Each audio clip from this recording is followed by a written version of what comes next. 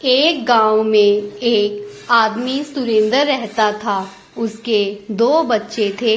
वे आदमी खिलौने बेचने का काम करता था। जब भी कोई त्योहार आता या कोई मेला लगता तो वे अपनी टोकरी में खिलौने डालकर बेचने चला जाता है। एक दिन शहर में बड़ा मेला लगा हुआ था। सुरेंद्र ने अपनी टोकरी में खिलौने डाले और बेचने के लिए चला गया। जब उसने देखा कि काफी बड़ी बड़ी दुकानें लगी हुई हैं, तो उसने भी अपनी टोकरी रख ली। सुरेंद्र के साथ और भी कई आदमी थे जिन्होंने सुरेंद्र के साथ अपनी टोकरी लगा ली।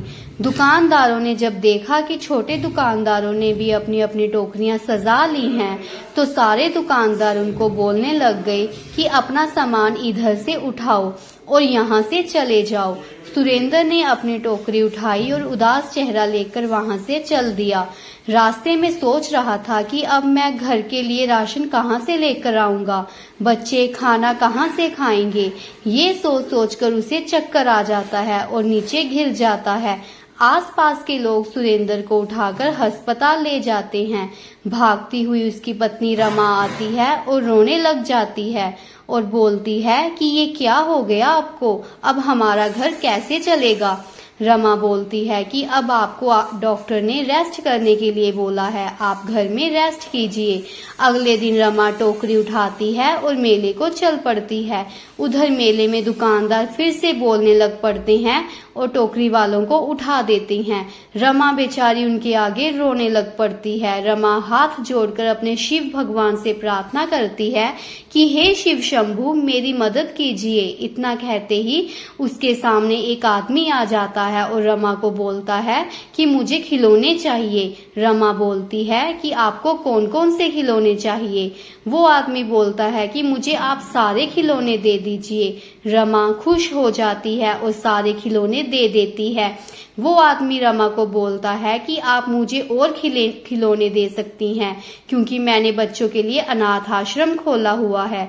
मुझे बच्चों के लिए खिलौने चाहिए। रमा पूछती है कि आपको और कितने खिलौने चाहिए, तो वो आदमी बोलता है कि मुझे 1000 खिलौने चाहिए। रमा तो पहले हैरान हो जाती है और फिर कहती है कि हो जाएगा। रमा घर आती है और अपने पति को कहती है कि आज हमें बहुत बड़ा ऑर्डर मिला है।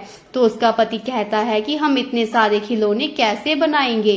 तो रमा कहती है कि हो जाएगा, हम खिलौने बनाने के लिए मेरी 2-3 जान पहचान वाली औरतें हैं, मैं उनको लगा लूंगी। ऐसे करके उसने ऑर्डर पूरा कर लिया और खिलौने दे देती है। वो आदमी को खिलौने बहुत पसंद आते हैं और वे और बहुत सारे ऑर्डर दे देता है। रमा और उसका पति खुश हो जाते हैं। ऐसे करके रमा और उसका पति अपना घर बना लेते हैं और नई गाड़ी भी ले लेते हैं। शिक्षा, इस कहानी से हमें ये शिक्षा मिलती है कि हमें अपनी जिंदगी में कभी भी हिम्मत नहीं हारनी चाहिए, और अगर हम सच्चे दिल से भगवान को याद करते हैं तो भगवान हमारी जरूर मदद करते हैं। इसीलिए हमें कोई भी काम करने से पहले भगवान को जरूर याद करना चाहिए। तो प्यारे दोस्तों, ऐसी और वीडियोस देखने के लिए प्लीज मेरे चैनल को सब्सक्राइब जरूर कीजिएगा। धन्यवाद।